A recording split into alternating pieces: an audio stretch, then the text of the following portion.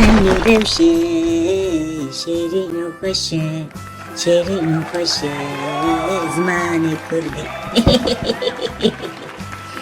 Elêzarokno, îro bîst û yekê Şubatê, Roja Zimanê Dayikê. Bu Zimanê Dayikê jî Kurdî ye. Em Kurdî xeber bidin. Ji ber vê ez Roja Zimanê Dayikê li we jî pîroz dikim zarokno. Hûn bi kîjan zimanê xeber didin zarokno? Avaya binêrin dengbêj, ardil, zimanê xwe strana dibêje. Tewr xale Cemîl dibêje.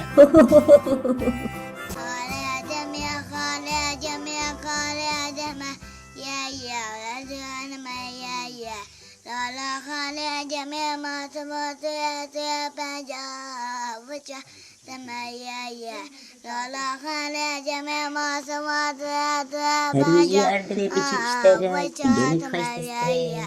Lala khale jame masawara madmaziyatwa muzo khaye ya bachat maya ya al Hay ya Wedî neçawa diğer güneşen zarokno. Erê zarokno, ka em hêdî dest pê bikin. Haydi Mîrdad Koban, ka bizîvirîne çerxa rengan. Bizîvire, ahat.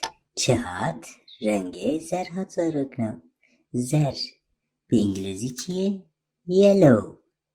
û çi zer e zarokno? Vaya hûn dibînin mûz zerin. Mûz. Belê Mîrdad Koban, ka carek edin çerxa rengan bizîvirîne? Ziviri, aha sekinî. Kesk. İngilizce green. Çi keskê zarokno? Dar keskê zarokno. Vaya hûn dibînin li jorê dareke kesk heye. Haydi Mîrdad Koban, ka carek edin bizîvirîne, ka em binêrin îcar çi tê. Bizîvire, aha, hat. Spî hat. Vaya binêrin ez spî me. Bu navê me jî Werdeka Spî ye.